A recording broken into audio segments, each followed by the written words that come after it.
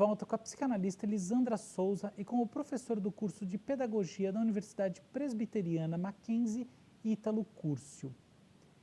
Elisandra, como você acha que vai ser a reação dos jovens, dos adolescentes, à luz da ideia do isolamento social, no que tange às relações afetivas, à relação com os pares, a isso que o Ítalo mencionou agora, sobre os abraços e beijos que ainda demorarão?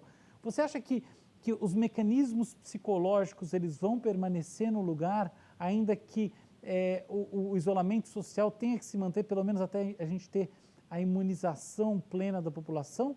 Ou, na verdade, as pessoas vão ficar meio estranhos, esses jovens vão se sentir estranhos e, eventualmente, vão desenvolver mais depressão, vão se relacionar menos entre si e assim por diante? Como você vê essa esfera se manifestando nos próximos meses? Sabe o que acontece? A gente, em geral, a gente lida com a vida da forma como a gente escuta as histórias da vida. Então, como que esse isolamento está sendo contado para essas crianças e esses jovens? Eu tenho filhos, adultos, porém jovens adultos, que não parecem ter tanto receio. Ao mesmo tempo, eu tenho pacientes, por exemplo, que não querem sair de casa, pacientes adolescentes que não querem sair de casa, estão morrendo de medo. Então, da forma como a família e a sociedade lida com esse isolamento, vai ser a forma como esse adolescente e essa criança vai aprender o momento. Sabe aquelas histórias assim, a criança de repente passou por tantas dificuldades naquela família enquanto criança e quando ela se torna um adolescente, um adulto, ela não lembra das coisas ruins, ela lembra das coisas boas.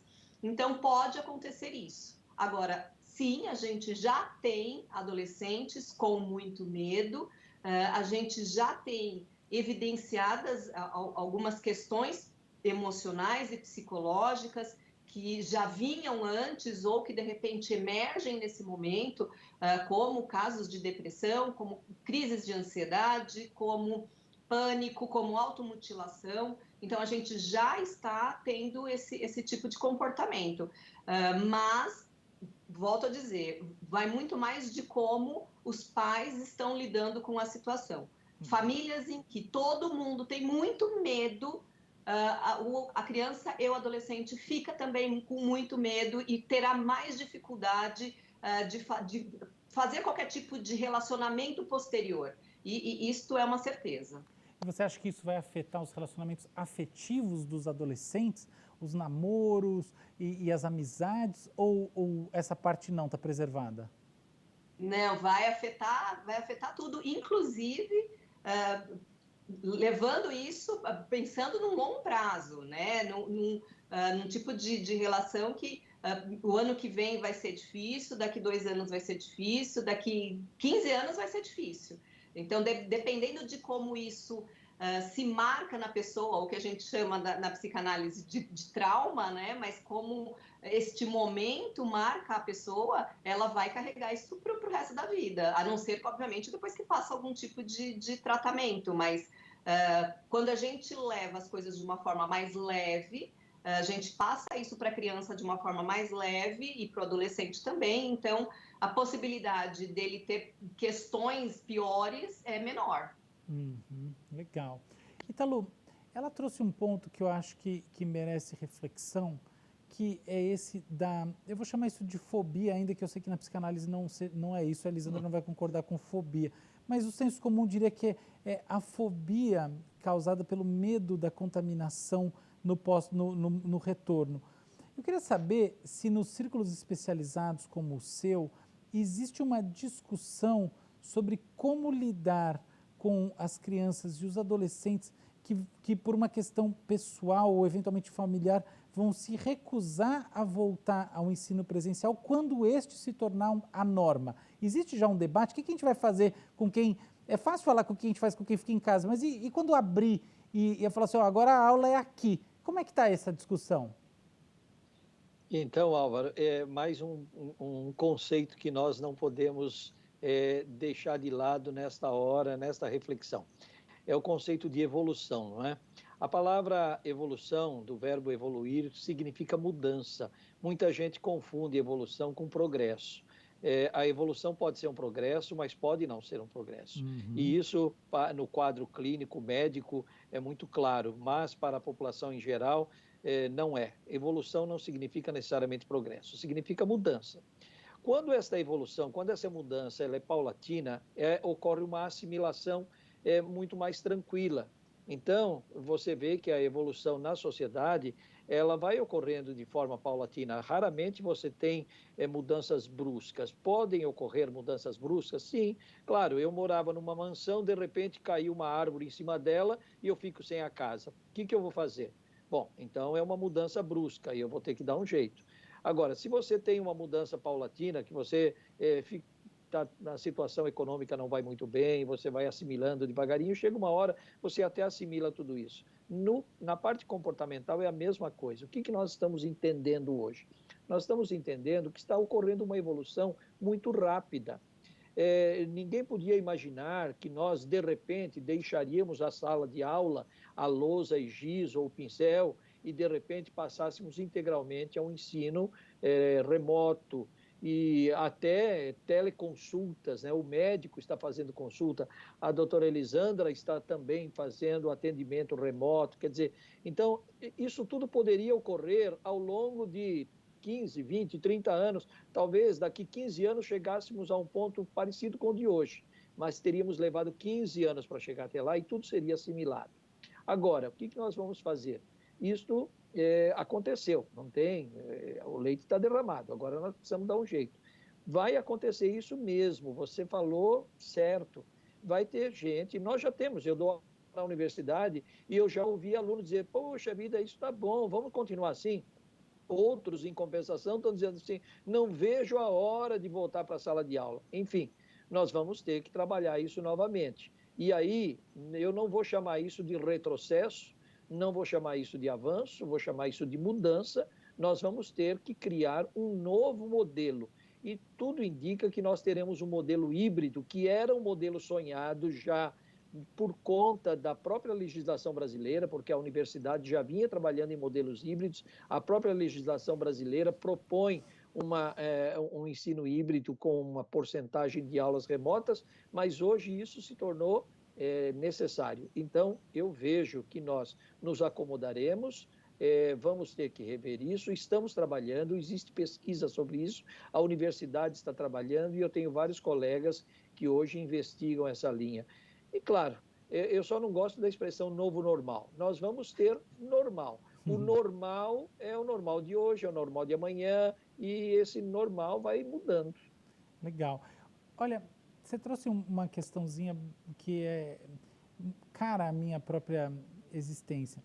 Porque eu sou um dos empolgados com o ensino híbrido. E eu estava discutindo com a minha mãe, falando para ela, poxa, eu estou gostando muito, eu estou achando que é muito bom eu estar dando, em particular, aulas da graduação no modelo em que eu vou direto ao assunto, assim, não só não tenho deslocamento, como existe uma concentração muito maior em cima do conteúdo e do debate que a gente tem, porque, enfim, todo tipo de externalidade é limada. Você entra com a turma na hora e manda ver. Então, há uma concentração informacional maior. Aí ela me lembrou o seguinte, mas lembra o tempo que você era aluno lá na USP e você passava o dia na faculdade? E isso é uma verdade. E a curiosidade, ela é professora titular da USP. E a gente vem de uma família que todo mundo sempre gostou muito disso, sempre que podia ficava no campo, seja onde for. Aí eu tive que concordar com esse ponto, falar, poxa, que engraçado, como eu mesmo fui iludido pela minha perspectiva aqui imediatista, de achar que porque está sendo bom do ponto de vista da troca de informação, necessariamente a gente está suprindo lacunas do que é a formação do estudante, que é eventualmente uma formação holística. Aí eu te faço, em função dessa minha experiência, a seguinte pergunta. Você acredita que seja necessário, num modelo híbrido, que exista uma complementariedade direcionada ao fortalecimento da tal da vivência acadêmica, que não é necessariamente a vivência do conteúdo, ou essa surge espontaneamente simplesmente porque o jovem quer estar com outro jovem e quem quer aprender uma coisa quer estar com quem quer aprender essa mesma coisa, assim por diante? Bom, Álvaro, nós temos aí uma característica que é inerente ao ser humano, que é a necessidade da sociabilidade. Então, nós não vamos poder prescindir desse contato físico mesmo, presencial. Isso é importante, porque é característica do ser humano. Agora, o que você disse, por exemplo, com relação à curtição do campus. A curtição do campus, ela vai se dar, ela retornará, mas ela retornará com outras formas de conduta, com outra conduta, eu poderia dizer. Então, é esse modelo que nós ainda não sabemos exatamente como se dará. Vai depender, inclusive, das próprias universidades, porque cada universidade tem suas características. Nós temos universidades como, por exemplo, o Mackenzie, a USP e tantas outras, que têm um campus que é atraente, que é gostoso ficar no campus, é agradável. Em compensação, nós temos instituições de ensino que são caixas de sapato. Elas já não são tão atraentes em termos de convívio social. Então, tudo isso também vai ser colocado em questão. Novos modelos de sala de aula. A sala de aula, se ela já estava obsoleta antes da pandemia, depois da pandemia, então nem se fale. A sala de aula já está sendo redesenhada nas universidades do mundo todo. Concordo. E no Brasil também. Então, esse redesenho da sala de aula, o redesenho da apresentação da aula pelo próprio professor. Então, eu fiz um pós-doutorado há quase 4 anos em ensino à distância. Eu sou um defensor do ensino à distância, mas eu sou um defensor também do ensino presencial. São realidades que devem ser consideradas. As duas são importantes na sociedade. Então, esse ensino híbrido, que já estava sendo preconizado bem antes da pandemia, ele se faz presente e todo mundo acaba concordando. Até quem não concordava com o ensino remoto, hoje teve que se curvar diante disso e viu que se nós não tivéssemos esse mínimo de tecnologia, que ainda deixa muito a desejar, mas se não tivéssemos esse mínimo, eu não sei o que seria, porque você se lembra o que aconteceu em 1920. Nós tivemos passou de ano por decreto, né? Isso ficou até uma piada. Muito legal. Eu queria agradecer a vocês dois. Obrigado, Ítalo. Obrigado, Elisandra. Foi um prazerzão conversar com vocês.